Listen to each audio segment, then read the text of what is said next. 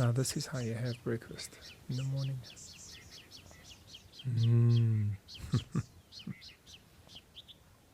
It's really beautiful. Super quiet here. And the views, they just go on and on and on. So if you go back to the 2 previous episodes, you will see the projects that I've been working on.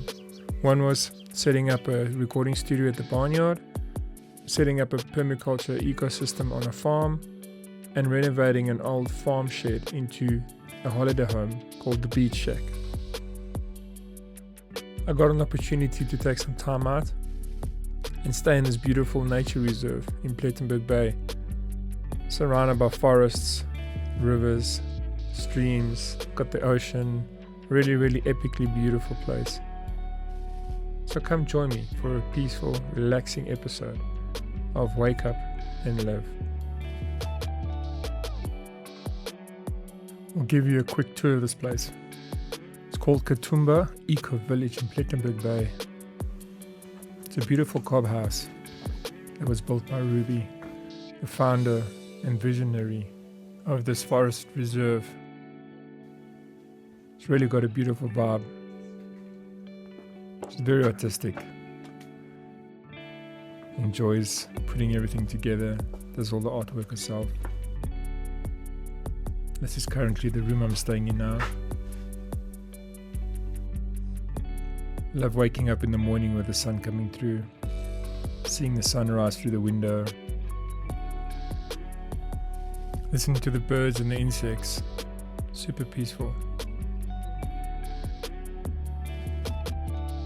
Here we have an outside shower bathroom. Again, you can see Ruby's artistic flair.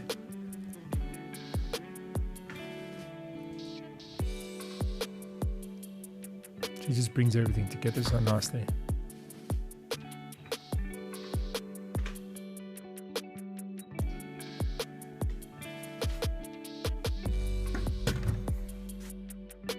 Another shower.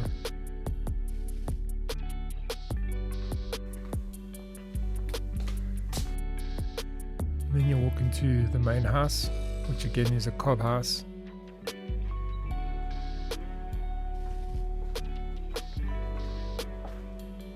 All these pieces are made by her. She's into her pottery and porcelain. Here's the therapy room. It's called the healing room. This is one of my favorite parts, is this beautiful staircase leading up to Ruby's bedroom.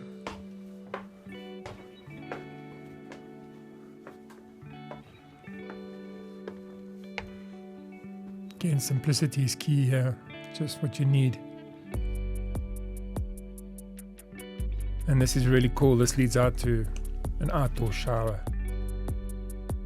And that's the view you have when you're having a nice peaceful shower.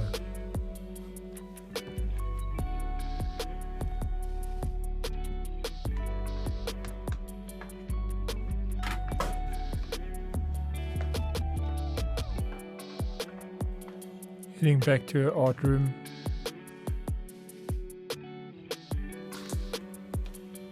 I like the natural feel of this bathroom.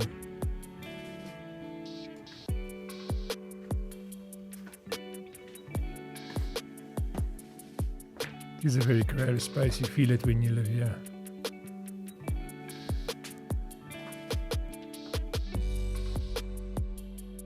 We're going to the lounge area. This is open plan for dining room, kitchen and a pantry.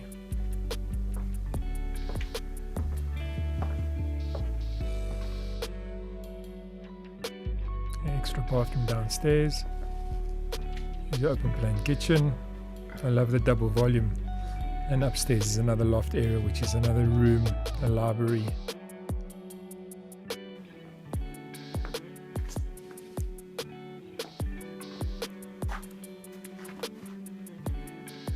Again, very open cottagey vibe. You got the pantry section. Yeah, you can wash your dishes. And then you go out to the backyard, which is Got a vegetable garden we've been working on.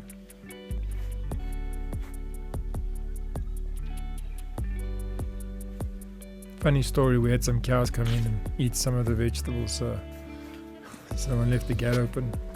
You have to be very careful in this area. And this leads to the back of the house. Again, you can see Ruby's hand everywhere. Very cool. Very peaceful. Decided to do a 2-hour walk and come onto the sea. Can you hear it? It's how beautiful it is. And then when I got here, look at the view. Anyways, it's still pretty.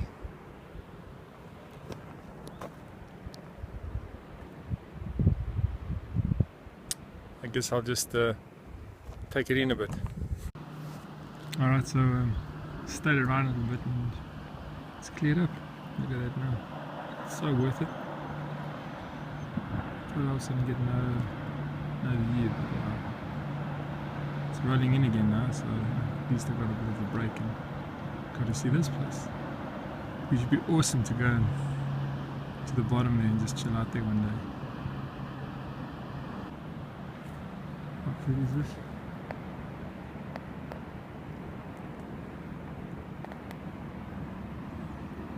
Hello.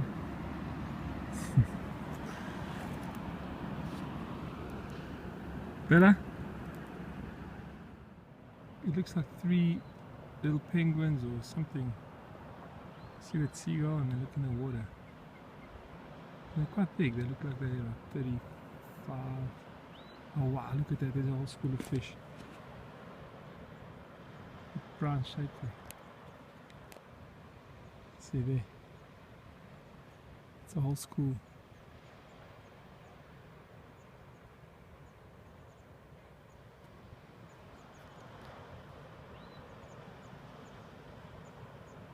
Wow, that's amazing. Nice surprise. Coming down.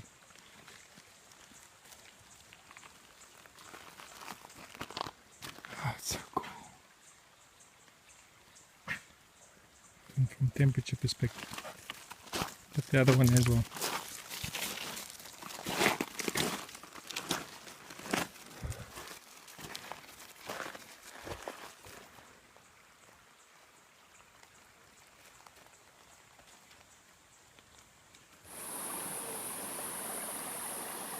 There are even more examples of natural damming. See how they've dammed up here all the organic material that's come down the river. Look at that. It's made a natural dam. The water still flows through it though. And then if you had to just move it, look at that. Check out the difference in flow. But all the time, as an example of here, it's sitting and it's just pushing water through. See there? That's water coming in from underneath.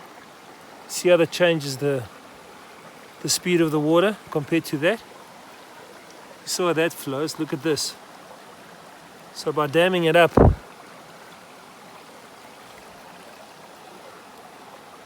you're changing the speed of the water at the top, and it neutralizes it, kind of slows it down here compared to what you have there.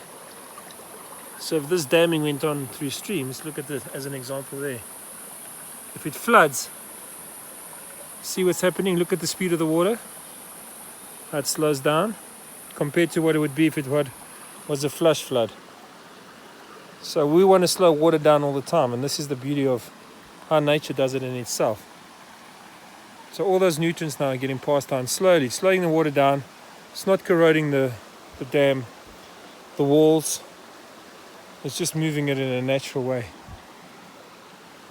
And that's why we should let debris do its thing naturally through the rivers and not clear it all the time. So we're making problems for ourselves. Here is another awesome example of how flowing water, look, it's all flowing here. There's quite a stream, but look how the sand, how the soil works, and it holds it. Even though the flow is so strong, there's still soil breaking down there. It's catching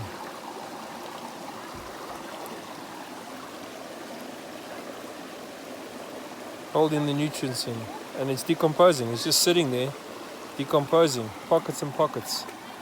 So look at this as an example.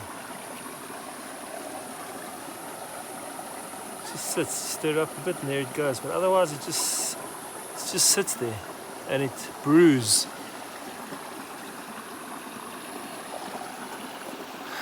It's incredible. I've noticed before, and this is, we always talk about pines and how bad they are, but look how they're collecting out of the mist now. They're collecting all the water. And if you stand under this tree, it's like it's raining.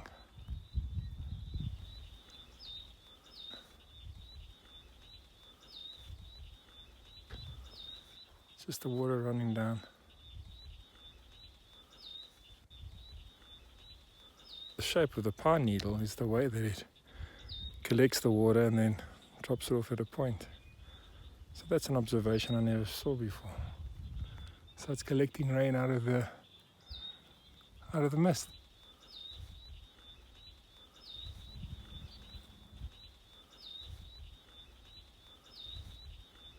How's that for a water catcher?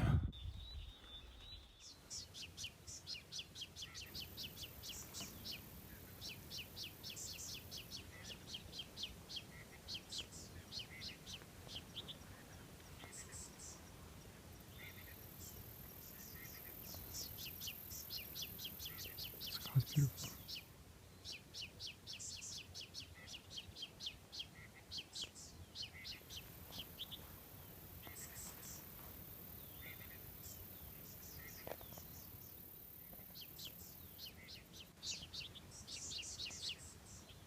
This is the sunset of my bedroom.